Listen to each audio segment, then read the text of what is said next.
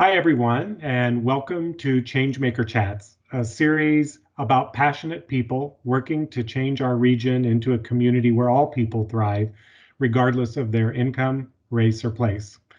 I'm John Wilgers, President and CEO of Greater Twin Cities United Way.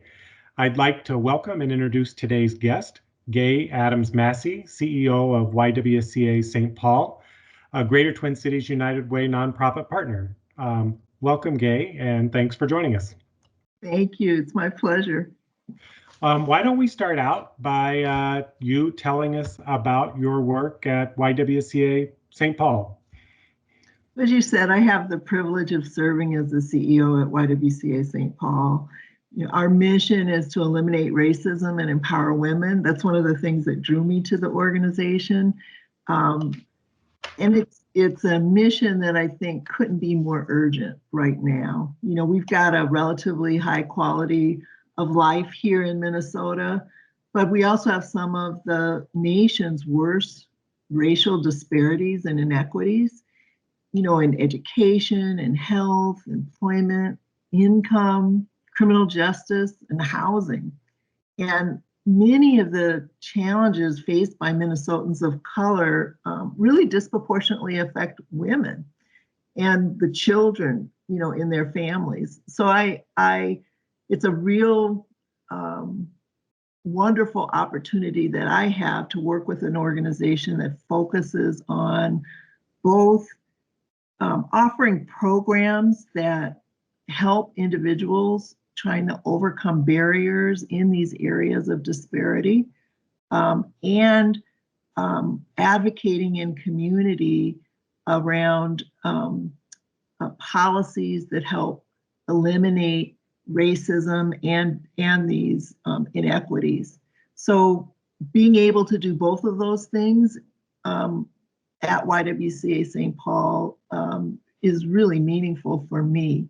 The areas we focus on, we fight homelessness and really try to promote housing stability through a spectrum of programs that work to fight and prevent homelessness, primarily supportive housing.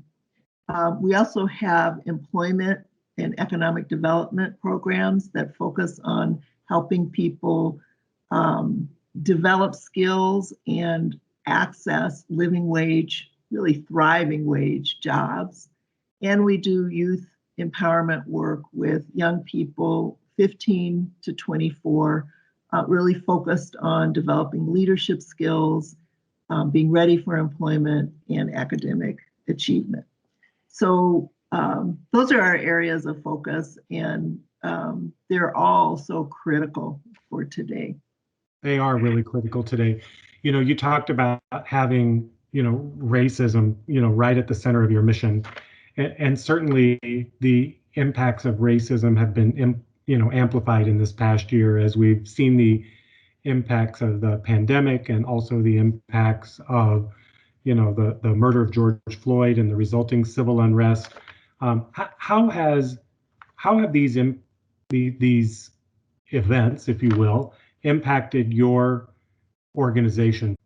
Yeah, I've seen a number of differences. First, just on the most basic level with the pandemic, the need in our community just escalated. And so, in addition to transitioning to figuring out how we provide service in this new pandemic world, we were really focused on trying to meet those increased needs. After George Floyd was killed, the stress and trauma in the community just was amplified. And so we really responded in a number of ways, trying to support people in our communities through support around self-care, around mental health, trying to connect people to resources to help folks cope and create space and community for people to come together, talk and share, and really try to heal. We also knew that the protests that followed the killing really prompted lots of folks to think about how much they didn't know about racial justice issues, about racism, and its history in our community.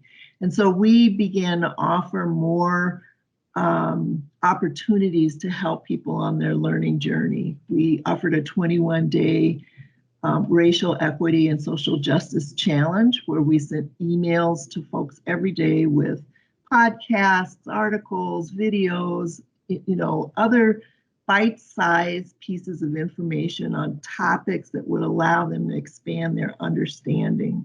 And we challenged them with things they could do to become active to help address these issues in their community. We also have monthly justice and equity community conversations where we invite people to join us in exploring issues of racial equity and social justice. And it's an opportunity for community to really focus on these issues because it's going to take all of us working together to make the changes we need to. So as you said so eloquently, we have a community where everyone can thrive. I think that's really important. You talked about your 21-day challenge and building the knowledge base that's out there and an understanding of the history and a shared responsibility, not just a responsibility. It seems like much of the responsibility for educating has been, on our Black population and our people of color, and starting to spread that out and have everybody share in that responsibility, I think is really important to moving the dial. In many ways, the last year was a crisis, right? And yet I've heard a comment attributed to you, and you can deny it if you didn't say it, but I heard a comment attributed to you that said, you're focused on moving beyond crisis and into stability. So tell me what that means.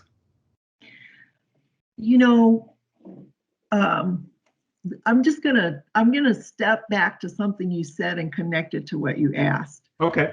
You mentioned how important it is for people to kind of learn the history of why we are where we are. What's the history around truly racist policies that led to disparities in wealth and income and education and housing, those kinds of things. That's so critical for people so that they understand policy-driven outcomes and don't blame people who are affected by those policies. And so we are working with people who are affected by policies and who face barriers. And so our goal is to help them move past crisis in their lives to long-term stability. And we view all the different ways people struggle as interconnected. So, we start with housing. If you don't have stable housing, how can you focus on a job? How can your kids focus on their educations? If you don't have an education, how do you move into a job that's going to provide long-term stability for your family? I mean, all of these things are connected. So we try to come at these issues holistically and give the families we work with wraparound support services to help them deal with the challenges in their lives so that they can move to stability. We can't do it all as one organization, so we see our role as, in addition to providing the services we offer, connecting them to other community resources so they get what they need to move into, out of homelessness, for example, into long-term stable housing and become contributing members of society. That's what we're always focused on, helping people achieve long-term stability, and even more than stability, moving to thrive, in their lives. In this environment and at your organization, what gives you hope? My hope really comes from my faith. It comes from our young people. We've seen in the last year so many young people stepping up to leadership in really positive ways, and that gives me real hope for the future. And I know that, we're in a time of enormous change. I mean, the technological change, climate change, demands for social justice. I mean, you could tick down just a list of areas where we're seeing huge change right now. And change can be disruptive and frightening for people, but it also creates enormous opportunity. And I think we have an enormous opportunity to make our communities stronger, to make our societies more equitable, and that really gives me hope, because I think I see so many people interested and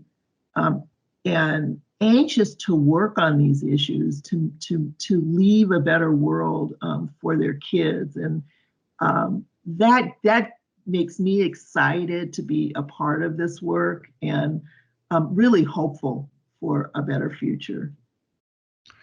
You mentioned earlier, Gaye, that this isn't work that you guys can do alone, and I agree with that. But I think when change makers come together, we can accomplish things that none of us can accomplish by ourselves. So thank you for being a change maker, and thank you for joining us today for Changemaker Chats. Thank you for the invitation. I appreciate it.